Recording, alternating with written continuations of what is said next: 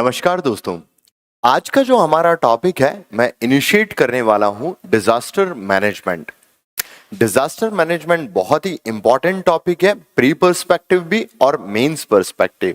और जैसा कि आप जानते हैं कि आज के इस बढ़ते हुए टेक्निकल युग में भी बहुत सारे ऐसे डिजास्टर्स हैं जो होते हुए नजर आते हैं। इसलिए ओवरऑल ह्यूमन डेवलपमेंट या आपके ऑरे के बढ़ने के लिए डिजास्टर मैनेजमेंट आपको पता होना बहुत ही ज्यादा जरूरी है और एग्जाम पॉइंट ऑफ व्यू से तो बहुत ज्यादा इंपॉर्टेंट है ही।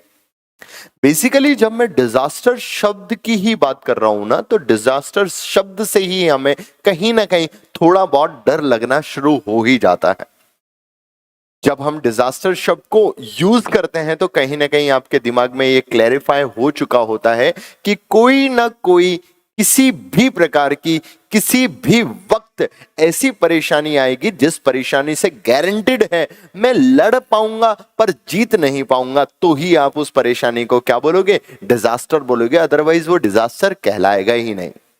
आसान भाषा में अगर आपको समझ में आ रहा हो तो डिजास्टर एक ऐसी चीज है या एक ऐसी क्रिया है, एक ऐसा फिनोमिना है, एक ऐसा जियोलॉजिकल इंपैक्ट और इफेक्ट है जिसको आप सिर्फ मिनिमाइज कर सकते हो, जिससे होने वाले प्रभाव को आप किसी भी प्रकार से किसी न किसी प्रकार से आप अपने आप को सेव कर सकते हो। पर ऐसा नहीं हो सकता कि उस डिजास्टर को आप रोक दो, उसको होने से आप रोक सको। सिर्फ आप उससे लड़ सकते हो और अपने आप को बचा सकते हो, उसके अलावा हम इसके खिलाफ कुछ भी नहीं कर सकते।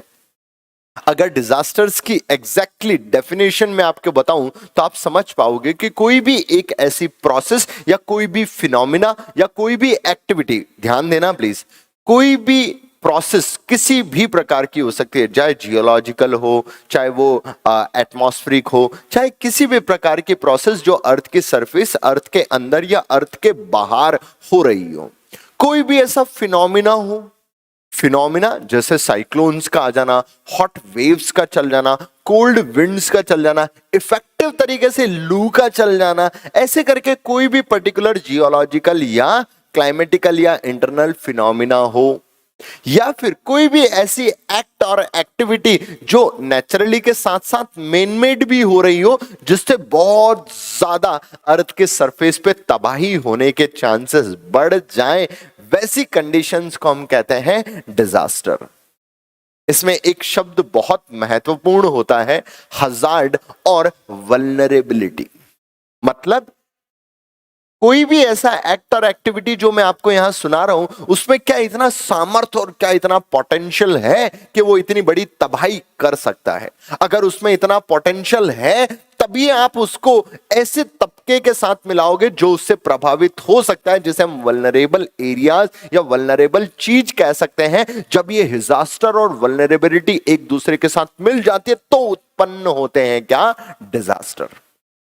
बात आपको शायद समझ में आ रही होगी, आप देखोगे तो और क्लियर हो जाएगा। मैंने एक शब्द यूज कर लिया है डिजास्टर। पहले आप डिजास्टर को समझो कि डिजास्टर हैव हैपेंड और हैपनिंग, मतलब या तो हो गया है या होने वाला है कंटिन्यूअसली। कहां पर? All over the world. ऐसा क्यों बोल रहा हूं? क्योंकि आज का जो युग है वो युग बढ़ता हुआ युग है, जिसमें दिन प्रतिदिन नई नई टेक्नोलॉजीज आती चली जा रही हैं, नया नया काम हो रहा है। और उस नए नए बढ़ते टेक्निकल वर्ल्ड में हम कुछ चीजें के साथ कॉम्प्रोमाइज करते चले जा रहे हैं, एंड दैट पर्टिकुलर कॉम्प्रोमाइज समय के साथ जब अपना रिजल्ट निकाल के देगा तो हो सकता है वो रिजल्ट बहुत भयानक रूप का हो, और उसी भयानक रूप को हम डिजास्टर नाम देंगे।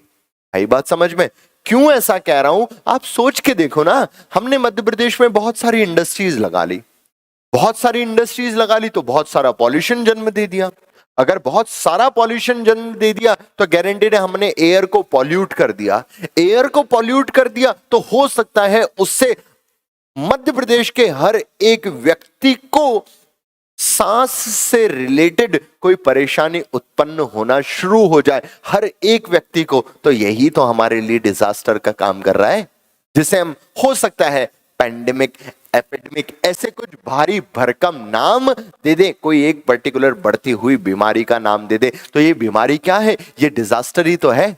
कैसे इसने डिजास्टर का रूप ले लिया? हमारे कारण इसने डिजास्टर का रूप ले लिया। तो आज के इस बढ़ते युग में कोई चीज जो हो गई है या होनी है कंटिन्यूअसली पूरी दुनिया में, बात समझ में आई?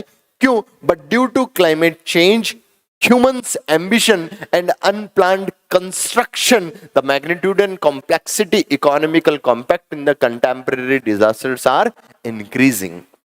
ओवरऑल समझ में आया कि हमारी ग्रीड की वजह से अर्थ की सरफेस पर जो भी नए नए बदलाव और परिवर्तन हो रहे हैं, इन परिवर्तनों से कहीं ना कहीं हमारी सोशल, इकोनॉमिकल, पॉलिटिकल किसी भी प्रकार की लाइफ को अगर थ्रेट होता है, इवन बायोलॉजिकल लाइफ को अगर थ्रेट होता है, तो ऐसे एक्ट और एक्टिविटी को हम डिजास्टर जरूर कहेंगे।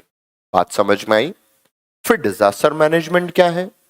डिजास्टर मैनेजमेंट इसी चीज की रिस्क जो है उसको रिड्यूस करना ही डिजास्टर मैनेजमेंट कहलाता है। हम क्यों पढ़ रहे हैं? क्योंकि हम इंडिया में रहने वाले लोग हैं और India highly vulnerable to disaster है। क्यों? क्योंकि इंडिया का एरिया ही यार 2.4% ऑफ द वर्ल्ड, जिसमें हाईएस्ट नंबर ऑफ पॉपुलेशन पूरी दुनिया की रहती है। अगर इतना सा एरिया, इतनी सारी population with huge diversities of physical features, climate, social, political, economical, हर प्रकार की डाइवर्सिटी तो है इंडिया में।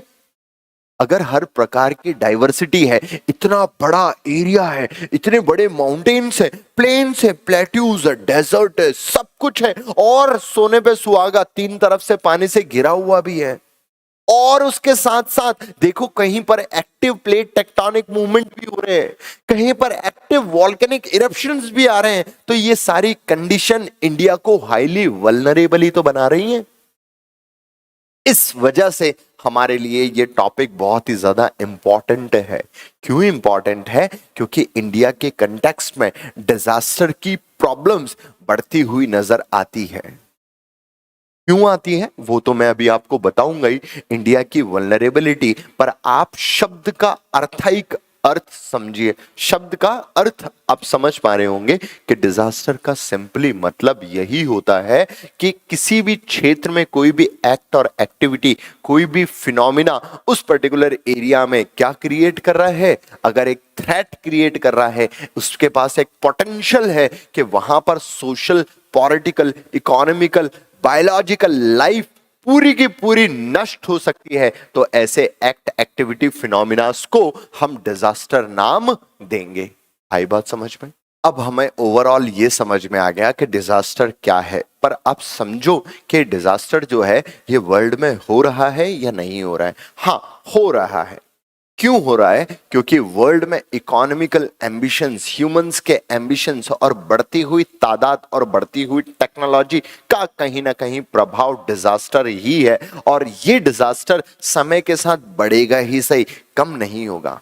जैसा शायद बच्चों आपने सुना होगा, उत्तराखंड में बाढ़ जो आई थी, उस बाढ़ में एक बड़ा रीजन निकल के आया था जिसकी वजह से इतनी लाइव्स की डेथ हुई थी। इतनी लाइव्स जान जाने के कारण के पीछे एक बड़ा कारण निकल के आया था कि वहां पर कंस्ट्रक्शंस जो हुआ था, इंफ्रास्ट्रक्चर डेवलपमेंट जो हुआ था, वो बहुत अनप्लान्ड तरीके से हुआ था। इस वजह से वहां पर इतना डेविस्टेशन फैला था।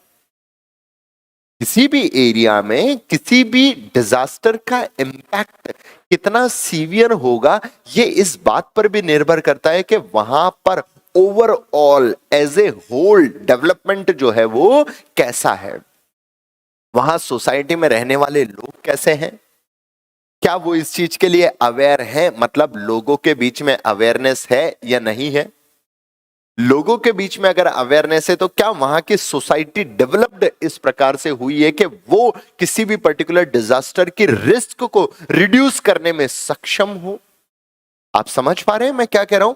डिजास्टर शब्द को समझो कि ये वो घटना है जिसमें बहुत सारा रिस्क है और पोटेंशियल भी है, और गारंटीड है कोई एक तबका इससे प्रभावित हो भी सकता है। उस तबके को क्या करना है? सिर्फ और सिर्फ उसको कैसे भी अपनी जान बचानी है, उस बचावट की प्रोसेस को ही कहते हैं डिजास्टर का मैनेजमेंट। पर जब मैं इंडिया की बात करता हूं तो आप समझ पा रहे होंगे कि इंडिया में इतनी सारी डाइवर्सिटी है। देखो, रिलीजियस डाइवर्सिटी, बड़े बड़े कुंभ के मेले लग रहे हैं यार, इतनी सारी पॉपुलेशन इकट्ठा होती है, अनगिनत जनसंख्या किसी बहुत एक छोटे से एरिया में इकट्ठा हो रही है। बहुत छोटे से एरिया में अगर गलती से एक चिंगारी भी लगा दी मैंने किसी भी प्रकार की, तो गारंटेड है लाशें बिछते हुए नजर आएंगे। क्यों? इतना सारा पॉपुलेशन, इतना सारा पॉपुलेशन, तो उसको मैनेज करने का तरीका भी अगर हमारे पास होगा तो वही तो डिजास्टर मैनेजमेंट कहलाएगा। क्लियर आउट हुआ? इंडिया हाईली वल्नरेबल है, one of the highest vulnerable countries में आती है, क्योंकि इंडिया की डाइवर्सिटी फिजिकल बहुत ज्यादा है, इंडिया की रिलीजियस डाइवर्सिटी बहुत ज्यादा है, इंडिया की पॉलिटिकल डाइवर्सिटी भी बहुत ज्यादा है, और यही सारी डाइवर्सिटीज जो है वो हार्मनी बनाने में कहीं ना कहीं, मैं ऐसा नहीं बोल रहा हूं कि हार्मनी है ही नहीं, पर बनाने में कहीं ना कहीं थोड़ी ऊंच नीच होने की वजह से कई बार हजार्ड डिजास्टर का रूप ले लेते हैं, और वो डिजास्टर अपने आप में इतना रौद्र रूप ले लेता है कि जिसकी वजह से होने वाले नेगेटिव प्रभाव बहुत ज्यादा होते हैं। उन प्रभावों की वजह से हम आज ये टॉपिक स्टार्ट कर रहे हैं, that is disaster management. Clear out हुआ? What is disaster and what is disaster management? मुझे लग रहा है कि अब आपको ये चीज समझ में आ गई होगी। पर इस प्रोसेस को जब हम पढ़ते हैं ना बच्चे, तो हमें डिजास्टर मैनेजमेंट करने से पहले हमें किसी भी डिजास्टर की गहराई में उतरना होता है कि ये डिजास्टर क्या होगा, इसकी क्या रिस्क फैक्टर है, इसकी कैपेसिटी कितनी है, इसका वल्नरेबल एरिया कितना है, इसकी प्रोसेस क्या है। ये सारी चीजें अगर आपको पता है तो ही तो आप मैनेज कर पाओगे। मतलब नाउ यू क्लियर दैट कि हमें डिजास्टर भी समझना है, और डिजास्टर के साथ साथ जब हम उसे मैनेज करने की कोशिश करेंगे तो हमें उसकी गहराई के बारे में पता होना चाहिए, तभी हम उसका मैनेजमेंट अच्छे से कर पाएंगे। इसलिए हमें डिजास्टर के साथ साथ उसका मैनेजमेंट प्रोसेस भी पता होना चाहिए, तभी हम डिजास्टर को इफेक्टिवली मैनेज कर पाएंगे और हमारा पूरा टॉपिक क्लियर होगा, that is disaster management. Clear? मैं कुछ चीजें आपको बताना चाहूंगा कि इंडिया जो है वो रैंक टॉप पर ही है कहीं ना कहीं इस डिजास्टर की रिस्क की वल्नरेबिलिटी को लेकर। सबसे पहले तो ये पता होना चाहिए कि किसी भी पर्टिकुलर एरिया में क्या कोई हजार्ड है। हजार्ड का सिंपली मतलब होता है पोटेंशियल टू क्रिएट डिजास्टर। तो हमें ये एक्चुअल में पता होना चाहिए कि क्या एक्चुअलिटी में कोई हजार्ड किसी एरिया में प्रेजेंट है, हजार्डस कंडीशंस प्रेजेंट है या नहीं है। अब मान लिया हमें ये पता है कि ठीक है, ये जैसे फॉर एग्जांपल इस बोर्ड को ही ले लीजिए, ये बोर्ड गर्म है, मुझे पता है कि मुझे इसमें टच नहीं होना है क्योंकि ये गर्म है, हो सकता है इससे मैं जल सकता हूं, इससे मुझे परेशानी, पर इसके पास वो पोटेंशियल तो है। पर क्या ये बोर्ड खुद आगे आके और मेरी बॉडी को टच करके मुझे जलाने के लिए कैपेबल है या नहीं है, ये चीज भी मुझे बहुत ज्यादा तादाद में पता होना चाहिए। क्यों? क्योंकि अगर हजार्ड पोटेंशियल है तो क्या वो पोटेंशियल कभी बाहर निकल के आके मुझे प्रभावित कर सकता है या नहीं कर सकता है। मतलब मैं सिंपल कहना चाह रहा हूं यार कि वो डिजास्टर का रूप ले सकता है या नहीं ले सकता है। क्लियर आउट हुआ? अगर वो डिजास्टर का रूप ले सकता है तो एक्चुअल में मैं कितना वल्नरेबल हूं। मतलब जैसे ये जो स्क्रीन है ये बाहर निकल के आ सकती है और मुझे जला भी सकती है, पर मैं इसके कितना करीब हूं, कितना दूर तक इसका इंपैक्ट जाता है, मैं इससे कितना अफेक्टेड हूं, कितना प्रभाव होने की कैपेबिलिटी, मतलब इसको मुझे प्रभावित करने की कितनी कैपेसिटी है, अगर वो मैं समझ जाऊं तो गारंटेड है मैं प्रॉपरली डिजास्टर को मैनेज कर पाऊंगा। मतलब मैं कितना वल्नरेबल हूं। बात समझ पा रहे हैं आप? आपने एक चीज को आइडेंटिफाई कर लिया कि हजार्ड होता है, दूसरी चीज और आपने आइडेंटिफाई कर ली कि डिजास्टर भी हो वो हजार्ड डिजास्टर क्रिएट कर सकता है, पर उस डिजास्टर से वल्नरेबिलिटी एरिया कितना है, तभी तो आप ओवरऑल प्लानिंग कर पाएंगे कि किस एरिया को मुझे किस हद तक बचाना है। ये कैसे पता चलेगा? उस वल्नरेबिलिटी से ही पता चलेगा। तीसरी चीज क्या है? रिस्क। मतलब वल्नरेबिलिटी होने के साथ साथ रिस्क का परसेंटेज क्या है। हाँ, मैंने मान लिया कि मैं प्रभावित होऊंगा, पर मुझे कुछ खोने की, जो मैं बोल रहा हूं ना, हमारा social impact, political impact, biological impact या फिर लाइफ पे जो थ्रेट है उसकी प्रोबेबिलिटी ऑफ रिस्क कितनी है, क्या वो रिस्क में बियरेबल है या अनबियरेबल। अगर बियरेबल है तो हो सकता है मैं वहां रहूंगा, रहने के साथ साथ जितना मुझे मैनेजमेंट करना होगा मैं कर लूंगा। अगर रिस्क परसेंटेज बहुत ज्यादा है तो गारंटेड है मैं वहां से माइग्रेट होके कहीं और जाने की कोशिश करूंगा, मूव होके कहीं और चला जाऊंगा। क्यों? क्योंकि कंसिडरेबल रिस्क जो होती है उसे लिया जा सकता है। रिस्क फैक्टर ही इसलिए निकाला जाता है कि अगर कंसिडरेबल परसेंटेज हो तो आप रिस्क ले लो, अगर फैक्टर कंसिडरेबल नहीं होगा तो यार आप रिस्क कैसे ले सकते हो। बात समझ में आ रही है? नेक्स्ट, कैपेसिटी क्या है, मतलब ये जो डिजास्टर क्रिएट हो रहा है इस डिजास्टर की कैपेसिटी कैपेबिलिटी कितनी है, किस ताकत से किस जुनून के साथ ये डिजास्टर ऑकर होगा। रिस्क लेने की मेरी क्षमता है पर उसका भी कोई एक परसेंटेज होता है भैया। मैं मान लिया कि मैंने रिस्क लेना मुझे बहुत अच्छा लगता है, पर मुझे पता तो होना चाहिए कि सामने से जो मुझ पे वार करने आ रहा है वो कितना कैपेबल है, क्या मैं उतनी हद तक रिस्क ले पाऊंगा या नहीं ले पाऊंगा। बात समझ में आ रही है? उसके बाद वो किस प्रकार का है, जैसे हम ये तो जान ले कि एक्चुअल में डिजास्टर होगा पर उसका टाइप क्या होगा। अगर मुझे ये भी पता चल गया, मुझे कैपेसिटी पता चल गई, मुझे रिस्क पता चल गई, तो सिर्फ एक और चीज जान लो कि वल्नरेबिलिटी प्रोफाइल क्या है उस पर्टिकुलर एरिया की, कितनी बार उसमें कोई ऐसी चीज हुई है और उसका इफेक्टर क्या रहा है, ये चीजें और उसके साथ थोड़ा बहुत डेटा अगर आपको पता लग जाए कि इनिशियली से आज से लेकर मतलब पुराने समय से लेकर आज तक इतनी बार ऐसे ऐसे एक्ट और इम्पैक्ट हुए हैं, उससे हम ऐसे लड़े हैं और उससे होने वाले प्रभाव इतने थे, रिस्क इतनी थी और उस डिजास्टर की कैपेसिटी इतनी थी और वो डिजास्टर आता यहां से है और हजार्ड की कंडीशन कुछ इस प्रकार की थी। अगर ये सारी चीजें मुझे पता लग जाएंगी दोस्त तो गारंटेड है मैं डिजास्टर को बहुत अच्छे से मैनेज कर पाऊंगा। इसी ओवरऑल प्रोसेस को ही कहते हैं डिजास्टर मैनेजमेंट। क्लियर आउट हुआ? मुझे लगता है कि आपको ये तो समझ में आ गया होगा कि what is disaster and what is disaster management. तो हम ये समझ ही लेते हैं कि हजार्ड क्या होता है। हजार्ड जो है एक हजार्ड शब्द से मिलकर बना हुआ है। हजार्ड शब्द से उसकी उत्पत्ति हुई है जो कि फ्रेंच शब्द है जिसका ओवरऑल मीनिंग चांस या लक ही हो सकता है। अब हजार्ड को मैं चांस और लक बोल रहा हूं, मतलब ऑब्वियस सी बात है ना, मैं बार बार बोल रहा हूं आपको कि hazard is nothing but it is a potential to create disaster, to create economical loss, to create political, human life से रिलेटेड, बायोलॉजिकल से रिलेटेड कैसे भी लॉस को क्रिएट करने का चांस है ना यार। हो सकता है बाय लक ये हजार्ड जो है वो डिजास्टर में तब्दील हो जाए। तो मैं वही तो बात कर रहा हूं कि ये तो ये मतलब सरकमस्टेंस है, ये एक प्रोसेस है जिसमें मैं बता सकता हूं कि ऐसा होने की संभावनाएं हैं और संभावना शब्द जहां आ जाता है वहां लक और चांस दोनों ही साथ में आ जाते हैं। एक और ऐसा ही शब्द है अल्जार, अरेबिक शब्द है। अब आप सोच रहे होंगे फ्रांस और अरेबिक से ही क्यों उत्पत्ति हुई होगी इन शब्दों की।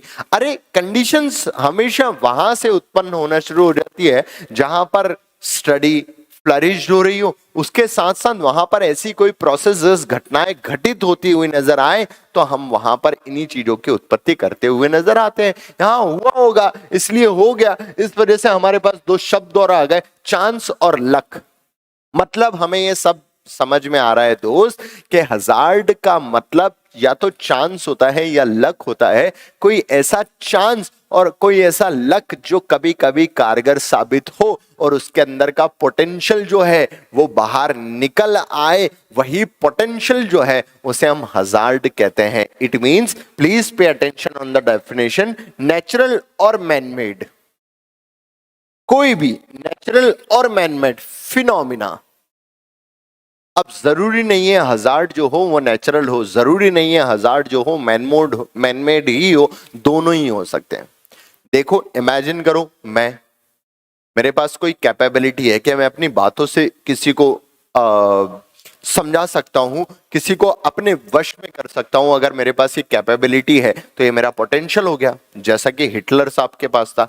हिटलर साहब के जो शब्द होते थे ना, उस शब्द को सुन के ही आदमी मरने और मारने पे उतारू हो जाता था।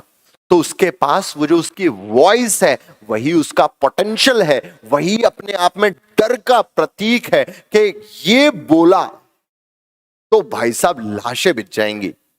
ये कंडीशन अगर हो रही है तो वही तो पोटेंशियल है। तो वही चीज मैं आपको बताना चाह रहा हूं कि किसी कार्य को करने की क्षमता वो नेचुरली भी हो सकती है और मैनमेड भी हो सकती है। मैंने यहां पर एक बॉम्ब रख दिया है, एटॉमिक बॉम्ब, मुझे पता है गारंटेड है इसमें न्यूक्लियर रिएक्शंस होना है, हाइड्रोजन और हीलियम का बना हुआ होगा और इसमें कुछ ऐसे रेडियो एक्टिव एलिमेंट्स मैंने रखे हैं जो बस्ट होगा तो तबाही मचा देगा। पर नेचुरली भी तो हो सकता है। देखो सन, मतलब नेचुरली या आर्टिफिशियल तरीके से कोई एक ऐसा फिनोमिना क्रिएट हो या होने की संभावना हो जिसमें इतनी काबिलियत हो, इतना पोटेंशियल हो कि वो सब डिस्ट्रॉय कर सके। डिस्ट्रॉय किसका होगा? ऑब्वियस सी बात है, अर्थ की सरफेस पे डिस्ट्रॉय होने के लिए लाइफ और प्रॉपर्टी है। हमारा जीवन है ना, हमारा ही नहीं प्लांट का भी जीवन है, एनिमल का भी जीवन है। कोई भी अगर डिस्ट्रॉय हुआ तो हम कह सकते हैं कि हाँ यार, it is the condition at which any of the thing at the surface of the earth if destroying, then that particular act or impact is known as disaster। और होने से पहले की जो पोटेंशियल को शो कर रहे हैं वही तो था हजार्ड, मतलब नेचुरल और manmade phenomena that has a potential to destroy life and property। These particular things are known as hazard। जैसे फ्लड, अब रोज नहीं आता फ्लड, जैसे बिहार में फ्लड आता है पर रोज नहीं आता। रोज नहीं आता तो मतलब वहां आने की संभावना तो है ना। कोसी नदी को सोरो ऑफ बिहार क्यों कह रहे हैं? क्योंकि उसके पास पोटेंशियल है वो क्रिएट करने का, मतलब हजार्ड है। तो हमें पता है कि यहां पर हजार्ड की कंडीशन है, मतलब कोई एक जियोलॉजिकल फिनोमिना, ज्योग्राफिकल फिनोमिना है, नदी का बहाव कभी भी बढ़ जाता है, उसकी वजह से हजार्ड आने की संभावना है। अब वो डिजास्टर में तब्दील हो सकता है ये भी हमें पता है, मतलब रिस्क है। कितना ज्यादा से ज्यादा पानी आ सकता है उसकी कैपेसिटी भी हमें पता है, पहले का भी आया है, डेटा भी हमें पता है। तो हम उसको मैनेज कैसे करें, उसको मिनिमाइज करने के तरीके से, तभी तो हम अच्छे से इफेक्टिव तरीके से मैनेजमेंट कर पाएंगे। अर्थक्वेक है, हाँ आ सकते हैं, गुजरात में अर्थक्वेक आया है। साइक्लोन से आ सकता है, आसपास हमारे बहुत सारी ओशनिक बॉडीज है, ट्रॉपिकल एरिया होने के कारण बहुत सारे साइक्लोन्स आते हुए नजर आते हैं, आ सकते हैं। ये सब कंबाइंड फैक्टर्स अगर हायर वल्नरेबिलिटी के साथ जुड़ जाएं तो ये रूप दे सकते हैं किसका? डिजास्टर का। मतलब आप हजार्ड से क्लियर हो, वाकिफ हो गए होंगे। देखो, when hazard occur in populated area it is named as disaster. क्यों? क्योंकि सबसे ज्यादा अब स्टडी ही हम ह्यूमन कर रहे हैं। स्टडी ये बनाई किसने है? हम और आपने ही बनाई ना। तो आपको और हमको सबसे ज्यादा अगर प्रभावित करेगा तो ऐसी चीज को हम क्या नाम दे देंगे? डिजास्टर नाम दे देंगे। क्लियर आउट हुआ? Next, hazard are origin of disaster. हमें पता है कि अगर हजार्ड नहीं होगा तो डिजास्टर आने की संभावना ही नहीं होगी, क्योंकि डिजास्टर के पोटेंशियल को ही तो हजार्ड कहते हैं। Next, all the hazards are not disasters. ये भी बात सही है दोस्त कि मेरे अंदर पोटेंशियल है कुछ कर दिखाने का, पर जरूरी नहीं है कि मैं अपने पूरे जीवन काल में वैसा कर पाऊं। वो विस्फोट जो मेरे अंदर, चिंगारी जो है वो ज्वालामुखी में तब्दील हो जाए, ये जरूरी नहीं है। इसलिए हर टाइप का हजार्ड, हर टाइप की पोटेंशियल डिजास्टर में कन्वर्ट हो जाए, ये भी जरूरी नहीं है। पर ये जरूर है कि अगर वो डिजास्टर में मतलब हजार्ड जो है उसमें कैपेबिलिटी है सीवियरिटी कॉज करने की, तो गारंटेड है वो डिजास्टर में तब्दील होगा। तो पहले ये तो समझो कि हजार्ड की सीवियरिटी किस बात पर निर्भर करती है कि वो डिजास्टर में कन्वर्ट हो। इसीलिए एक छोटा सा टॉपिक आता है, सीवियरिटी ऑफ हजार्ड।